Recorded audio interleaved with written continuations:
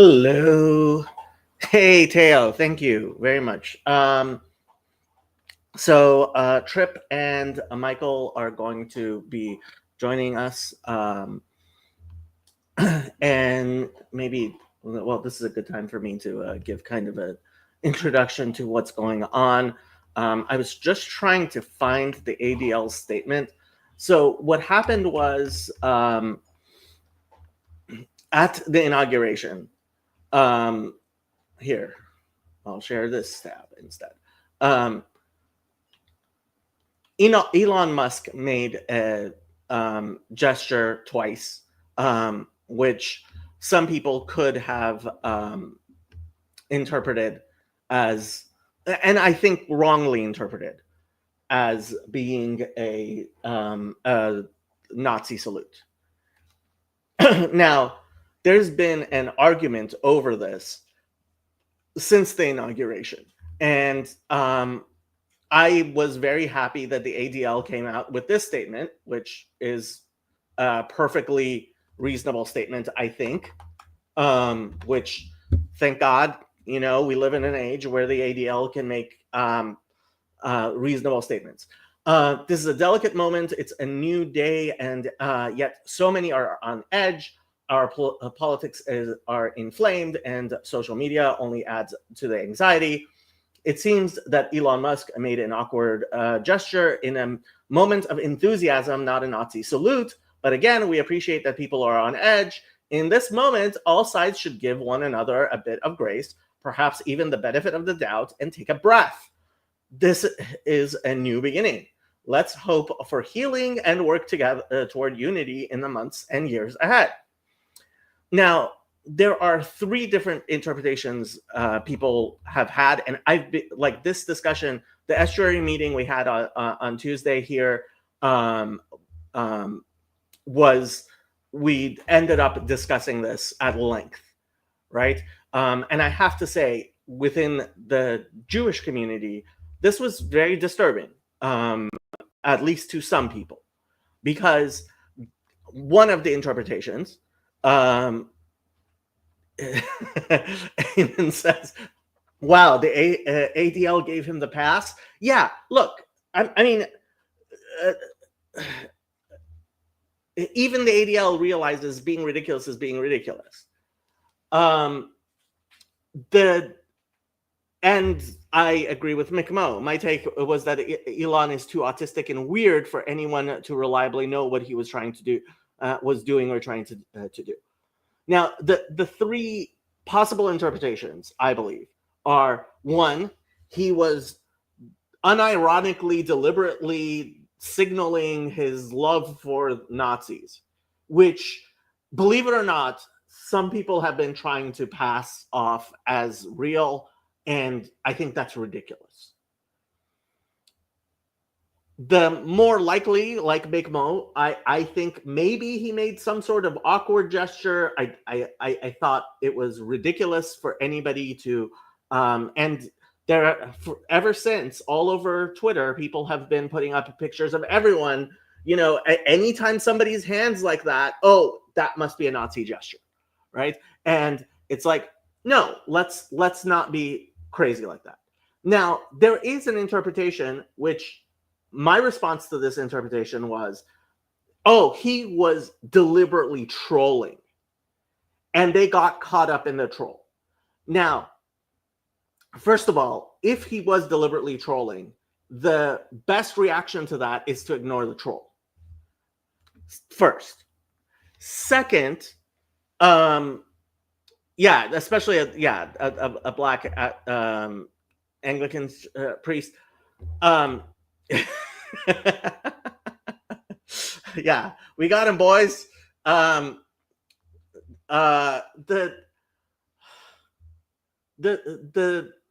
idea is that he was trolling, and if he was trolling, so ignore it.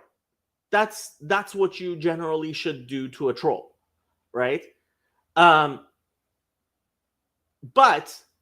like, if he was actually deliberately trolling, dude, it's at the inauguration, not the right place to do this. and Elon Musk is important enough in the administration. Like, the stupidity over the joke that what's his name it made, the stupidity over the joke that what's the name of that guy that I want to say Kill Bill, but it's not Kill Bill. About Puerto Rico. You guys know what I'm talking about at the rally in New York City at Madison Square Garden. Like, that was ridiculous because it's a comedian, right? Tony Hitchcock, yeah. Kill Tony.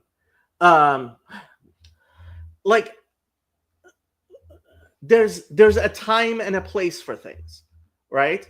And there's a time and a place for trolling, right? I'm not gonna wear this like trolly baseball cap in all situations. And frankly, I would never, like, my rabbi should never wear something like this. Okay. And then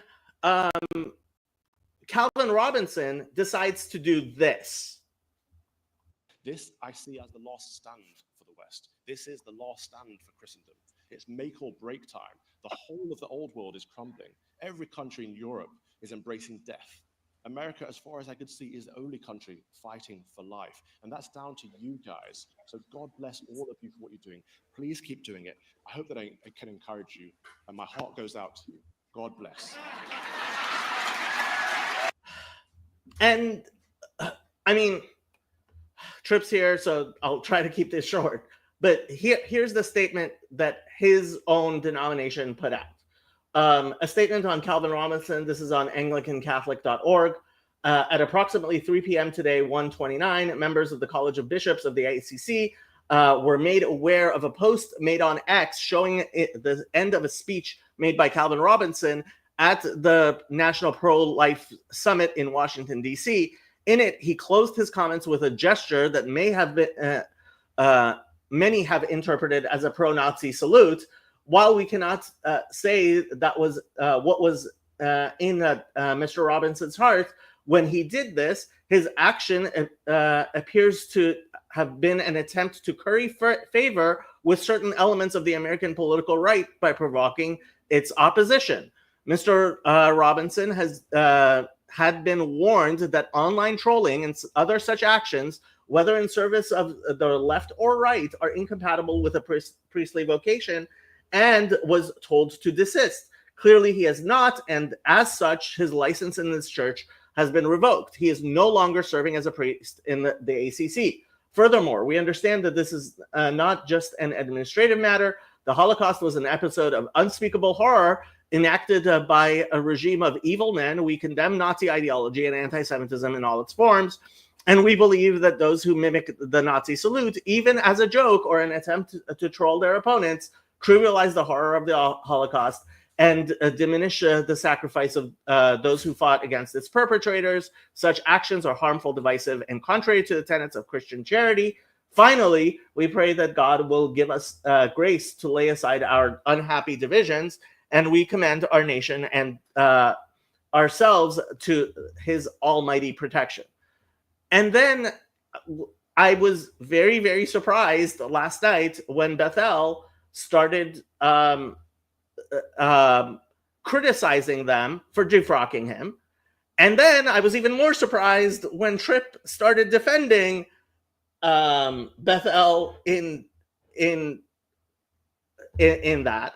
And Tripp had the foresight to be like, hey, let's not discuss this on YouTube, on Twitter. Let's actually have a discussion over it. And I want to, but I have to say, I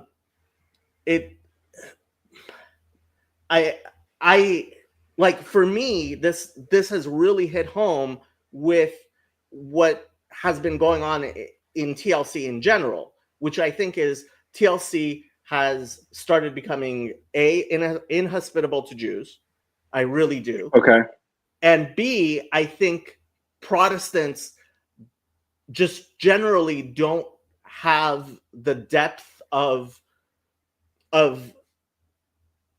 paying attention to, oh, this is right, this is wrong, right? There's something special about someone wearing a priest's uniform throwing that salute.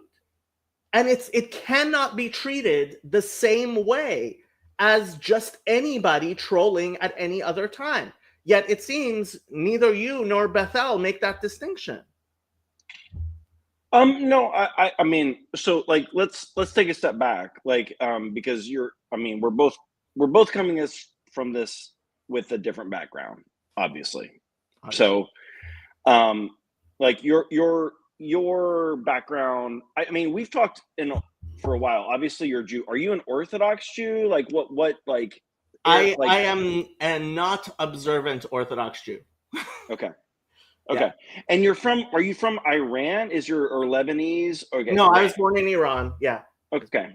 Yeah. So like we're gonna have different sensitivities to this, like obviously, because I'm not a Jew, not from Iran, not from that area of the world, whatever. And so like the target of the joke to me, and I think to Cal, I talked to Cal actually about this, is the target of the joke was just to the media, who completely, I think, overreacted to what Elon was doing.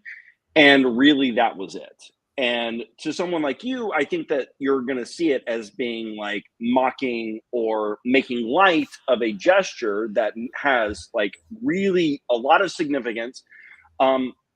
But really, I think all he was doing, and you can say it's a bad joke, that's fine. You can say like, was he the right person to make this joke? That's fine too.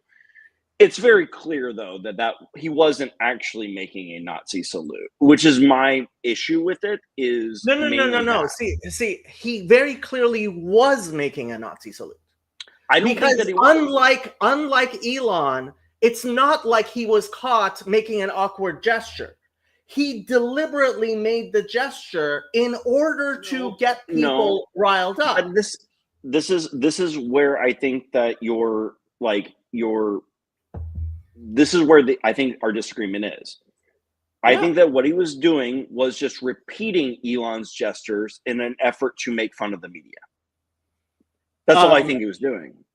He was repeating a gesture that could have. So, first question: do you think Elon was trolling, or do you think he was he just made? I think Elon's like an autistic guy that just made an awkward gesture. That's all I think. I agree with you, which is why I think the reaction to it was ridiculous. But if he had made that gesture in a trolling way, if he had made the gesture but what do you mean by trolling? Who is he trolling? Oh, you'll see this. Now, if he had done this, I would have been just fine with it, right? Because when people were doing the stupidity where the OK sign is suddenly a dog whistle, right? That would have been just plain fine. So why is this different for you? Because I actually see them the same way. Because the Nazi salute is an actual thing, and you have to include with this Calvin Robinson's very recent, very stupid comments about the Talmud and Judaism. Like, I covered his discussion with Joel Webbin. Like, he's sitting there playing footsie with actual Nazis.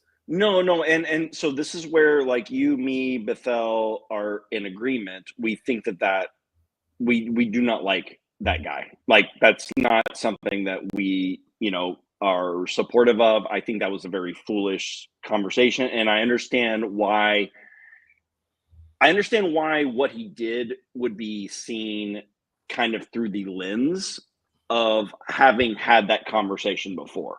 And so fair enough. I just don't think that's what he was doing. I think it was like making fun of like the like the apparent white symbolism thing and that kind of stuff. I think that he was just like, and he was kind of smiling while he did it. And so I'm just like, right.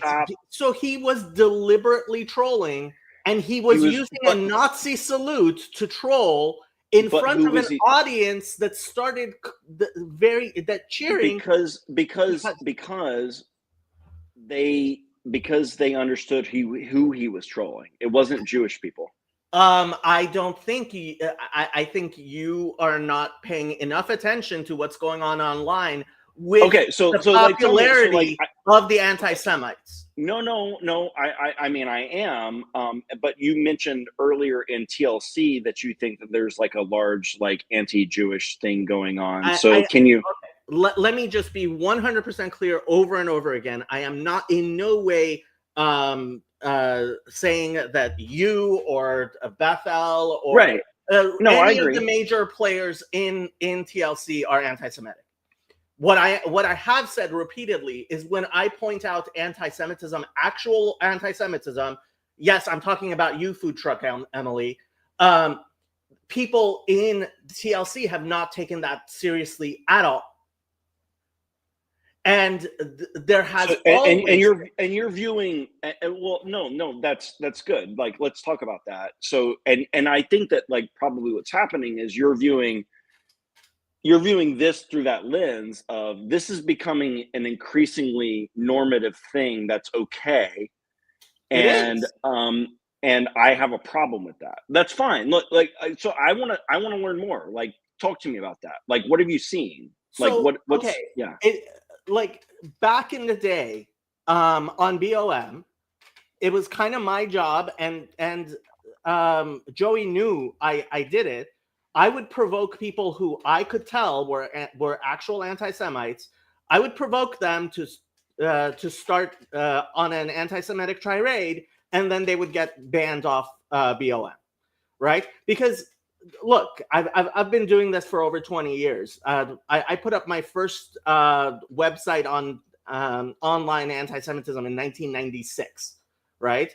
And so I know who's joking and who's not joking, right? Hopefully, I try.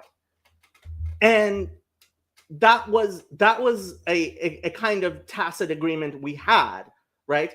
And one of the reasons that I left BOM was I really didn't know what was flying on BOM anymore after Joey left. And frankly, anybody who's aware of Marcher and that crew, who they're the types, Jews shouldn't be allowed to vote. They have started showing up on BOM, and people have been coming up to me and I've been saying, I'm sorry, I'm not part of BOM anymore, right?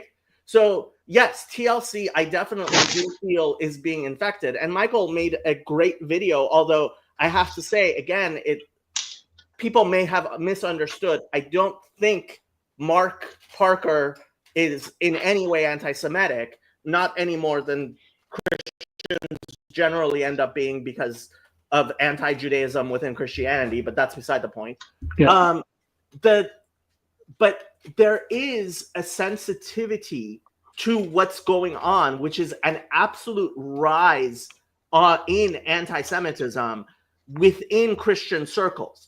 Like the Antioch Declaration, I was really glad Douglas Wilson and James White have been going against people like Joel Webbin.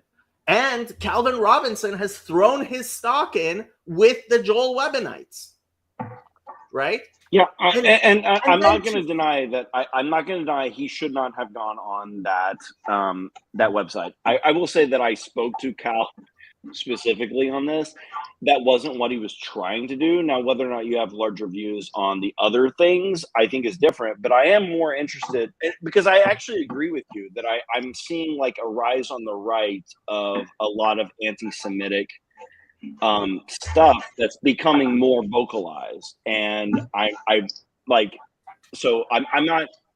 not disagreeing. I'm not trying to diminish your sensitivity to it. I don't think that what he was doing it's not how I took it as a Protestant. And I mean, I also don't feel the need to like actually defend myself because I'm like probably one of the most pro-Jew like people on the planet. Like, if so you weren't, I wouldn't be having this discussion. yeah, Like, right. So like, yeah. I'm here to like learn like what are you seeing? No. And let me be clear. I just want the audience to know that this is not a discussion of is Tripp an anti-Semite or anything like that. It's not in any way.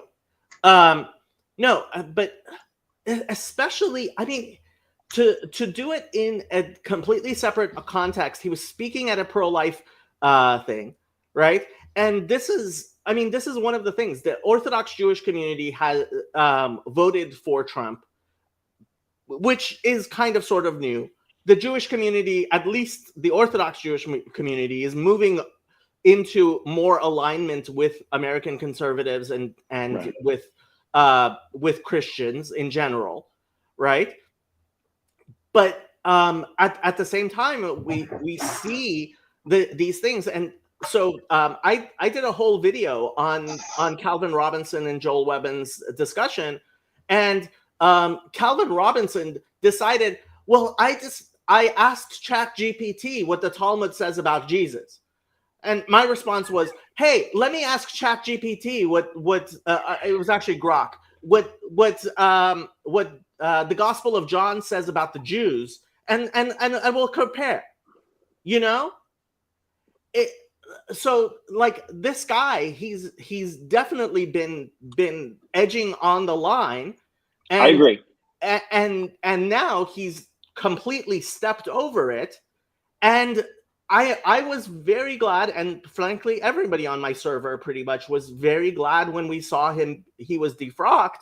I go to search the actual what's going on Twitter, and I see Bethel McGrew, who I think is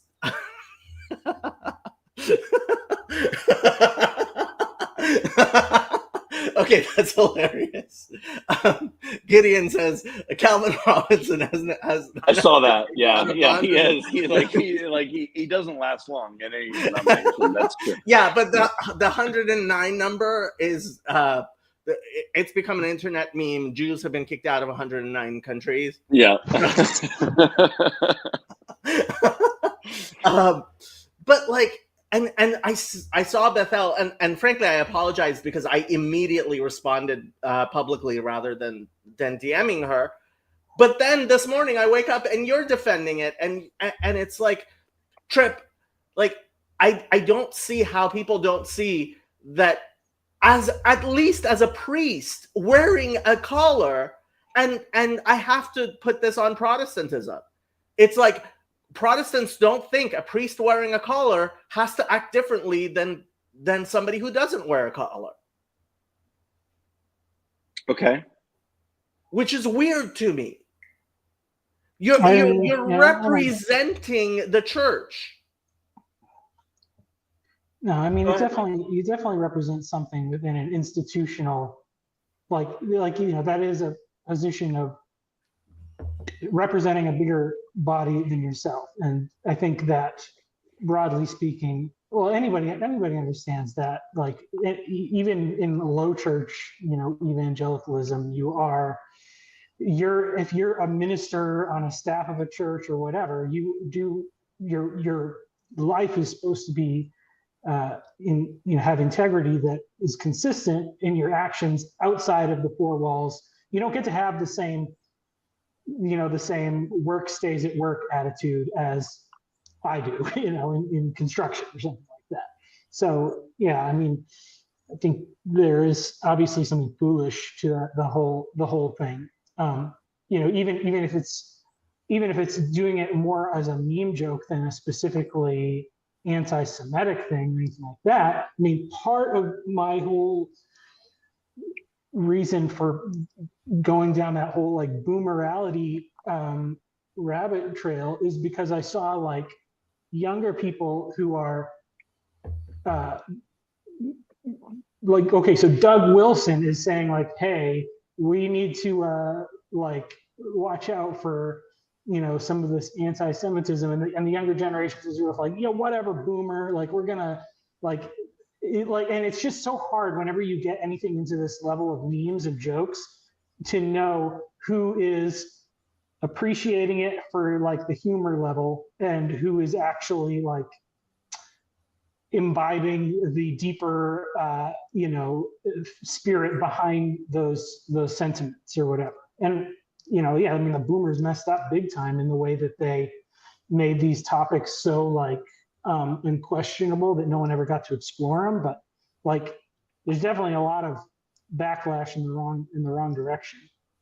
I've made several videos about how and I quote Noah Yuval Harari, who I am no fan of, constantly when he says Germany needs to get over the Holocaust. Germany really needs to get over the Holocaust. And as far as the post-war consensus, we've definitely turned Nazis into a sort of anti-idol. Like it's definitely become a crazy thing. And I made I had a podcast shortly. I made a love letter, a Jewish love letter to Germany. Like this was 2-3 years ago. This was maybe more than 3 years ago now, right?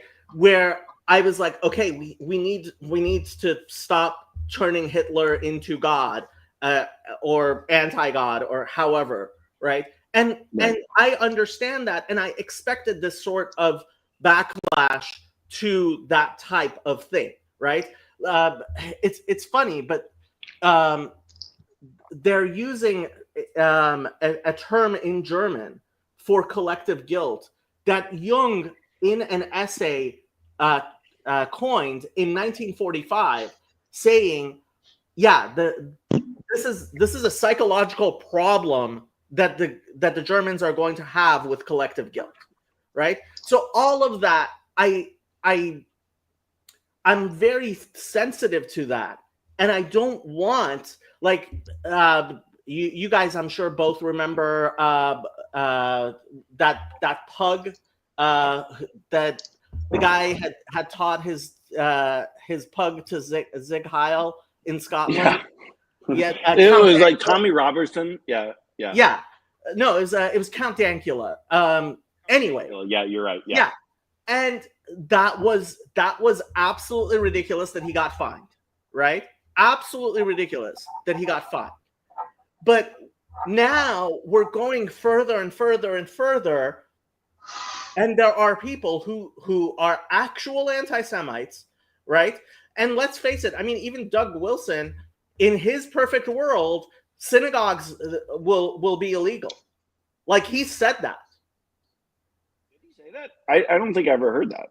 He said you can't allow the building of synagogues. Is that like part of like the Christian nationalism thing? Because if it's a Christian nation, right, and it's like, like I think you're going a bit past what I'm comfortable with as far as Christian nationalism goes.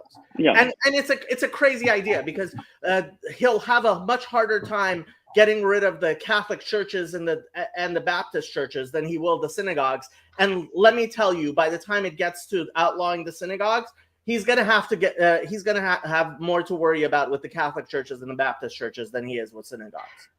Sure. Well, yeah. Well, I think his whole like near Christendom thing was that he didn't want to have to deal with picking one denomination to rule the country, but his paradigm does have a hard time.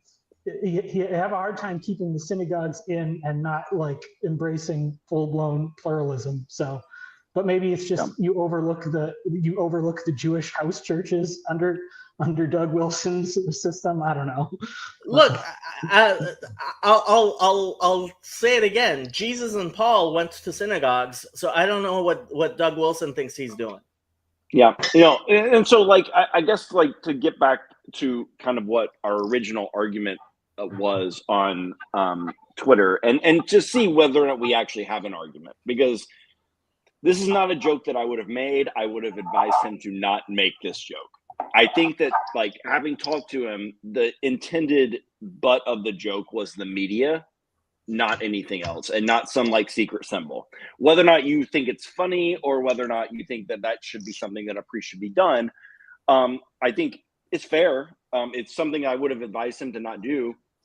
I guess my thing is, I wish that it would have been handled internally, where someone would just be like, "Hey, dude, stop." Well, it wasn't handled internally. That's the thing. Like they said, "Hey, we warned him, stop trolling, stop getting involved in political stuff. That's not what a priest is supposed to do."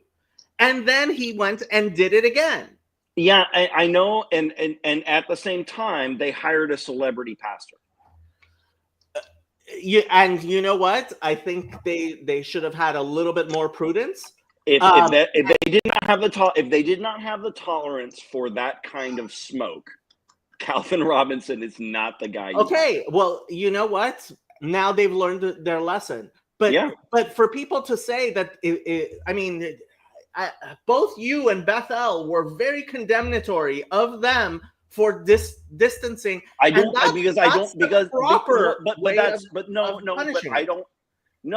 think that immediate firing was the right way of handling it.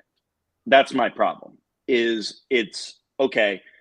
Last warning. We're going to do this behind closed doors. We're not going to do like but a big apparently Twitter they did statement. that before. Maybe. I don't believe. That's what I'm they not said. Sure. That's what they said. That's not what you he spoke said. to Calvin. Did he say did. They didn't warn me? They did not. They did not. So they're lying on their website. There is a discrepancy between the stories. That's what I'm telling you. I don't know who's telling the truth. I have no idea. Right. But there is a discrepancy. I have to say,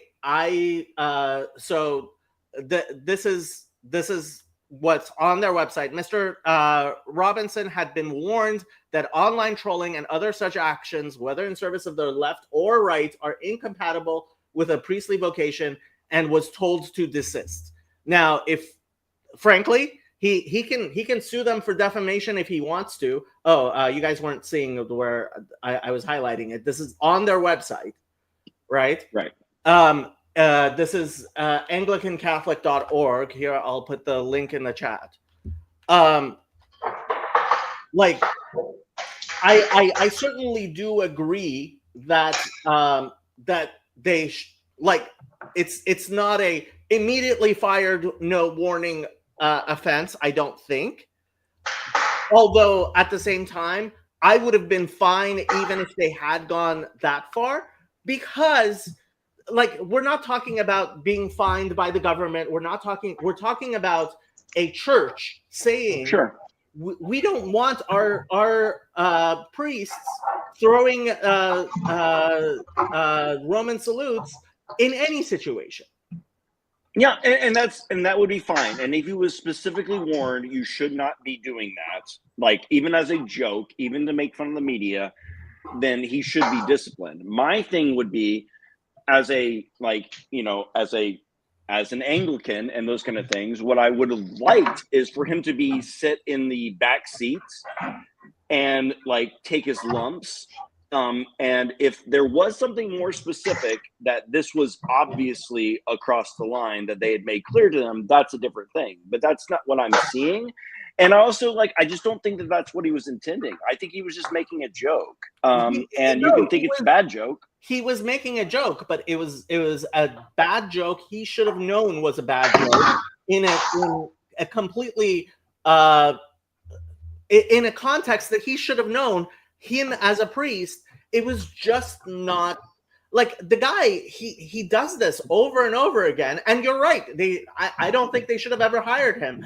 I looked down upon them for hiring him in the first place, but I'm guessing that's because I'm more aware than the old stodgy bishops who hired him of who exactly this one was. And I'm just going to let you. No, and I agree with that. I don't think that they knew. I mean, and this is going to go back to something that happened a couple of years ago when Calvin Robinson was brought on for a conference in Charleston that I helped put on, Mere Anglicanism, where they intentionally invited him, and the entire conference was speaking the truth in love. If that's the theme of your conference, and you invite Calvin Robinson to it, prepare for him to say something controversial. That's what's going to happen. What did he say? Women shouldn't be priests, basically, which is a big thing in the ACNA because I agree. I thought it was like I can actually send you the actual speech because I have it. But like it wasn't anything. It actually wasn't nearly as inflammatory of whatever we're talking about now. But like it was something that like the lady priests of the Anglican Church did not like it. And so I was like, but you invited him to this for this specific thing, and my thing is that like, okay, this was maybe a poorly taste joke, probably something we shouldn't have priests doing. He's clearly not a Nazi. Like, I have to say it's not so clear he's not a Nazi after all the pussyfooting he's been doing with Joel Webbin. And Joel Webbin, that's the part where it's weird. Yeah. It really gets me that the people defending like the guy from the Babylon Bee like have been like, yes, Jesus hates Judaism as in defending against these people, right? It's like it's been beyond me when and I did a whole stream on that, but I want to give you a chance to respond to this. Tayo said, when Driscoll was making a couple of dirty jokes, I'm sure Tripp and Bethel was team fire him. No, first of all, like, I don't know if you knew this. I was a deacon at Mars Hill when Driscoll was there. Yeah.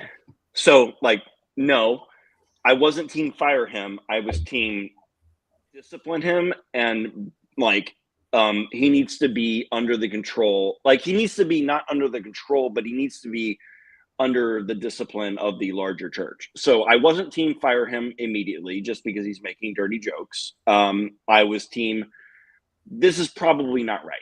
And we need to fix it. If he's being disciplined, he should apologize for what he did publicly. Yeah, I mean, I'm not against him apologizing for it. That's not my point. What I'm saying is being defrocked for what is clearly a joke, even if you think it's a joke that a priest should never make and it wasn't funny, is still like something that like should be handled behind closed doors, because like the intended butt of the jokes was not Jews. It was the media. That's it. And frankly, if they hadn't said, and I think that's the reason why they did say that we'd warned him about this before, and if he had come back out and apologized, which he's completely unapologetic right now. He's completely unapologetic. And it's like, no. You made, at the best, like, be like, hey, I made a bad joke. I that fell flat in an improper context, wearing a priest collar. I shouldn't have done that. Then I would kind of understand what you're saying. But no, like this is this is where Jacob, we have incomplete information, because I don't know that he was ever given that opportunity. And like, if you or I, like you and I are both like very opinionated guys, right? Yes. And so like, if we say something, even if like it was a bad joke or something like that, and someone comes at us with smoke, we're probably going to dig in our heels. And my thing with Cal is I'm not sure that he was ever actually given that opportunity to say, maybe that wasn't the right thing. But either way, his parish and his diocese knew that he was going to the March for Life. So whenever you were sitting there and releasing a statement being like, we will not support political causes or this or that or whatever, you're like, dude, yes, you will. Like, that's why you got this guy. Like, stop. Like, I don't believe their representation either. I don't know that we're getting the full representation from either side. But like, generally speaking, I don't believe them. I mean, that's just my thing. I was like, you're the rector of one of the larger parishes in your diocese was going to the March for Life, was on stage with Trump and everyone else doing rallies for him. And you're being like, we can't be political. I'm like, really? Really? Well, okay. I mean, honestly, like this only makes me more critical of them having hired him to begin with. Agreed. If they don't have the stomach for this, don't do it. Right? I mean, that's okay. If you don't think this is the way that you want your priests or your bishops or anything else to be represented, don't hire someone like that. But like, you know what you're giving with Cal. Like, he's not a quiet guy. I don't know why anyone is like, you know. And I've actually, and I told you on Twitter, I've actually asked, well, maybe not you. I've actually asked him about this because I do think that there's a contradiction or something that's not going to work about being a celebrity and being a pastor. And I think that that's one of the problems. It's being a rabbi in a synagogue and catering to your local synagogue, and then being like a vocal spokesman for Israel or whatever it is. These are going to come into conflict, and I think that that's where I've asked him about that. He thinks he can do both. I told him, I was like, I don't think you can. I think you need to choose one. Are you going to be a public political commentator as a Christian, or are you going to be a pastor? I'm not sure that you can do both, and I've told him that. If I were an Anglican, seeing him wear that priest collar would have incensed me. This is my big thing. Like I don't know how much you know about my channel, but I'm famously non-Zionist because I don't like I don't like the mixing of politics into my religion at all. And the synagogues I go to generally will not have an Israeli flag. They won't even have an American flag in the synagogue. Despite, like, I have an American flag, I do not have an Israeli flag on my Twitter, right? Mm-hmm. But I still, even an American flag, I wouldn't want in my synagogue, much less an Israeli flag, right? And so, like, I personally would not go to a synagogue that had as its clergy people like Calvin Robinson. I mean, I don't know which denomination are you a part of? ACNA. Yeah. So I grew up Presbyterian, but ACNA. Okay. We literally have an American flag, and we pray for the president and everything else like that. Well, we pray for the president. Yeah. That was instituted thousands of years ago to pray for the leaders of the country you're in. Right. But to actually have the flag there, I mean, that's more understandable to me than to have the flag of a different country. Sure. But okay. I mean, I don't know what the relationship of the ACNA to these to Calvin Robinson's denomination is, but would your denomination hire Calvin Robinson? Probably not. No. I mean, if you got the right to bishop, I mean, you don't know, right? If the parish wants him and the bishop approves it, then it's going to happen, right? But so we don't have a pope. So, like, in the right diocese with the right parish, maybe. But, like, I don't think that he would actually fit in my denomination. He's a little bit too on the Anglo-Catholic side for most of my diocese. Like, we're a little bit more Protestant than he is. In that sense. So, like, well, I actually people on Twitter are now talking about Calvin Robinson becoming an actual Catholic, Roman Catholic.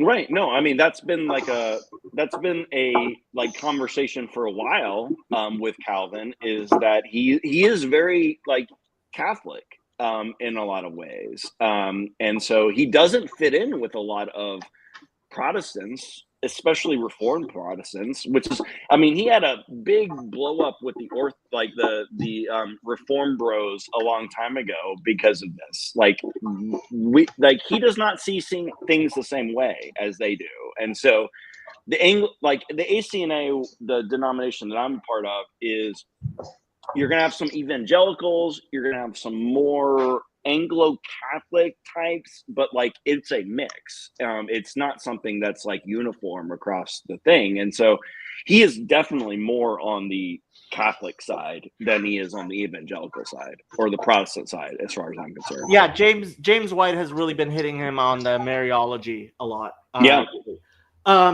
Okay, the worst thing possible would be for this stream to get in the way of the regularly scheduled Bible study on my channel in 15 minutes.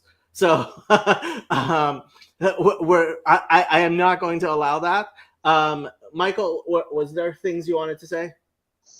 I think it's just, obviously, like, there's a problem with the people on the left wanting to call everybody a Nazi, and they've really like damaged that as a useful term. But also, there is this, it's just really tough, because I understand the desire to delineate and make things clear, like when Christians are trying to talk about Judaism as a religion and versus ethnic Jews or stuff like that, and it's like, okay, well, but those distinctions just always, there's no way to keep people from taking your definition and expanding it to mean a broader thing. Like when you're trying to figure out who you can exclude or who you can not have to listen to, or who doesn't, deserve a seat at the table.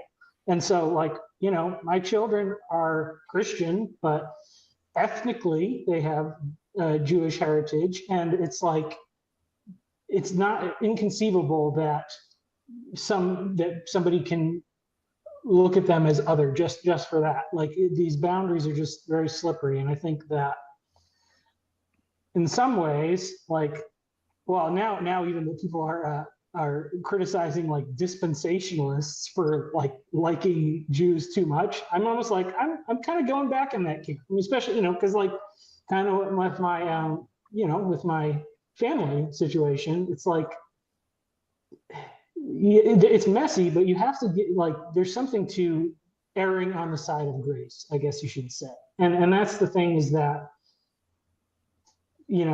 like the desire to be based and to be like, trad and all these things, like there are actually really good elements in those, but it's just so much slippery slopes. And then it just, and then it makes it troublesome for us when we pick and choose who we're going to stand up for and who we're going to defend or condemn. And it's not a fun position.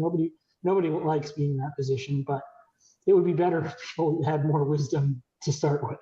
So, I mean, Christians really don't have whenever I ask them, they don't have a good definition for who is a Jew or not, which creates all kinds of weird things. Like I did a little while ago with some Eastern Orthodox Christians, they were telling me Lenin was a Jew, and I find out that maybe his maternal grandfather was Jewish and converted to Christianity. So his mother was born and raised in a Jewish thing, right?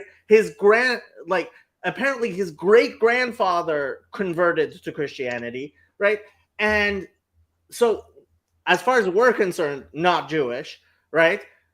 And Michael's daughters, I mean, halakhically, his grandchildren are going to be Jewish. He's got four Jewish daughters. So we don't know. Number 4 is on the way. We don't know the sex yet. Oh, okay. So 3.5 Jewish daughters. Yeah. Congratulations. Thank you. And so it's like, first of all, it would be really, really nice if people weren't like, okay, so what exactly is an ethnic Jew? Douglas Wilson, the same thing. Like, he's got some Jewish ancestry in all of his grandkids. Are these kids Jewish or not? Right? Or even that my wife's grandmother was from Russia, so she's Ashkenazi, and then it's even the crazy, yeah, Ashkenazi. Like, and that's the funny thing. The people who are most like into noticing the Jew, like, they're the ones who have the weirdest definitions. Peter Thiel, and I have to say, so Peter Thiel's grandparents lived through the Holocaust in Germany as prominent citizens, he is as much not Jewish as anybody in the world, constantly gets called a Jew, right? Right. Like you don't become as not Jewish as Peter Thiel's family was, right? Yet conveniently he's suddenly a Jew. And there's a really funny comedian that does stuff with Ryan Long. His name is Danny something or the other, but he has like this funny bit, and Jacob, you might like this, where he's just like this autistic guy who's like, my hobby is I just want to count how many Jews are in things. yeah. And it's just like this whole thing where he's just like, there's so many Jews in corporate, and like it's this whole bit where it's just like, I'm not saying this is bad. I just want to know how many Jews are in things. and it's like, it's a really funny, because he's Jewish. And so he's like making fun of the whole thing. But yeah, no, I totally get what you're saying. But I guess, even if you don't agree with me, Jacob, do you understand what I'm saying? That I don't think that's what Cal was doing, which is why I think that the reaction is overblown and it should have been handled differently based on what I know. Not so much that you think it's a good joke. Yeah. He was deliberately trolling. And I think it was Matthew who said, like, he trolled too hard and he got burned. Yeah, that's what happens when you troll too hard. Okay. No, okay. So we are in agreement that he was trolling. He was trolling, but that's not acceptable trolling. You know, I'm like, even if Elon Musk had been trolling, like, I can hear the argument Elon Musk trolling, maybe, but for a religious denomination, a Christian denomination, like if this is what passes for okay within Christianity, then it becomes a lot more. And this is a continuing thing here. Like, if the Christians around me find this acceptable, then I need to find new Christians, because this is not something that I can live with being acceptable. Yeah. And also, I just want to point out, because people, because I see people talking about like there is no such thing as like a Judeo-Christian value. There actually is. It's a 2-day weekend. If you don't like 2-day weekends, like that's what you're signing up. I personally think it's great. So, I mean, and that literally is why we have a 2-day weekend, is because of like Henry Ford wanting to be fair to the Jews and the Christians. So, really, was Ford? Yeah. So people don't realize what a big deal it was for Jews that, like, if you didn't come to work on Saturday, you would get fired, because the 6-day work week really was a huge thing. And a lot of Orthodox Jews, like, whether or not it's actually true, there's an urban legend of somebody who would wallpaper his sukkah, the booths on the Festival of Booths, with pink slips he got, because he would find a job, not go on Saturday, and on Monday he would have to find a new job. Yeah, but I mean, just the idea that people, I mean, have you been watching all the Marcionism on Twitter recently? Like, actual Marcionism has been, like, lots of people, not just crazy, stupid people like Kim Iverson talking about Jesus not being Jewish, but like a lot of Marcionism and these absolutely idiotic attacks on the Talmud, which it's like, at least make a good attack on the Talmud, you know? Well, and this is where I will agree with you, because I do think that actually, and James Lindsay's been talking about this, about the woke right? Like this, like Jewish segment of the right is getting a bigger microphone than they've had in the past, and we're hearing more from them.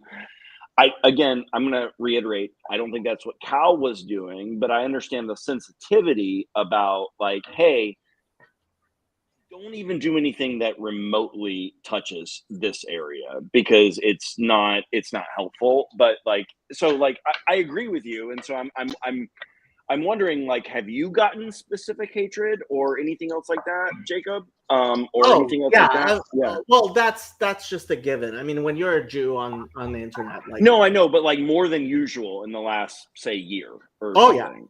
Yeah. There is a clear uptick in, and part of the problem is now that we've moved past the really insane shit, right? People are over interpreting that, and there is a faction, and I've been saying this at least for the past 8 years, that I'm not so worried about the woke, because what cannot persist will not persist, and they were always going to eventually fail. Like they had, there's no point that you can't. They're a parasite. They're a parasite. They can't exist. And so, yes, I was worried how long they're going to continue to destroy this country and the damage that they would do before they were stopped. And I'm very glad about them being stopped. But I was always more worried about the overreaction that was going to probably happen, because overreactions pretty much always do happen, and how much the damage the backlash would do, which I actually think could very well and still might do more damage than the woke did. And this is one thing, like Doug Wilson talks about netter, no enemies to the right, right? It's like, no. You just because the left is crazy doesn't mean you have to be crazy. Right. No, and this is one of the things that, like, you know, I lived in Seattle for 14 years. I would always tell them, I'm like, no, if you keep pushing, you're going to provoke a reaction that's going to, like, not be pleasant, because, like, there are some, like, you think that they're out of power right now. They're not. Like, you're going to provoke something that's much stronger than you can resist. And this is really, like, I have a lot of sympathy for that. I think that, like, maybe the way that you and I just saw what Cal did was, I thought I saw him making fun of the media, and you saw him kind of playing into, like, right-wing anti-Semitic, like, woke right memes. He kind of was doing both. He was. Yes, I think that's right. And I don't want, I don't think it's right. And Lynn like says, in the same way DEI causes racism. Yeah, that's 100% true. Okay, yeah, the Bible study is in 4 minutes, and we will wrap up before then. Yeah, I mean, it's still, you know, maybe he still is a public person and he can choose to clarify if he wants. I think it would be good, like, because I can see that as, you know, trying to do the dumb joke and not thinking fully through all the implications of it. He's doubled down. Okay, well then, whatever. I mean, well, I mean, he hasn't apologized. I think that, like, you know, and I asked him, I was like, hey, what, you know, and you know, a text to him, I was like, hey, like, what can I pray for you about anything? And he's like, and here's what he said. So Jacob, maybe this will help you in being a little bit more gracious to him. He said, like, pray for humility for me and grace for my, and wisdom for my bishop. So, like, he's not, I think he's just trying to be quiet right now. So, like, I don't know. This is the only a few hours ago, I believe, he reposted it. So yeah, like, but, like, I think because he's being, I mean, he is being accused of being a Nazi, which isn't true. Like, you, I mean, Jacob, you don't even think that he's a Nazi. Like, that's not true. I have to say he's been pussyfooting with Joel Webben a little bit too much for me. The Joel Webben thing is the one thing, but, like, this, like, I mean, Cal's not a Nazi. That's not what's going on here. He was making a joke. We can all agree it's a bad joke. And you know, I've never had a straight line to Calvin Robinson before. Like, if he wants to know what the Talmud says, I will gladly discuss it with him. But asking Grok what the Talmud says, like, that's like, I'm sorry. Like, how is this? Jacob, I have the same problem when people want to, like, critique like translations of the New Testament by asking like a large language model about what it says or something. I'm like, no, you can't do it that way. That's not how this works. My exact response was, I asked Grok, what does the Gospel of John say about the Jews? Right? Okay. Right. We'll end with that. Okay. Well, okay. People But have- hey, Jacob, are we good? We are good. Yeah. Okay. We are good. Yes. And people, Bible study starts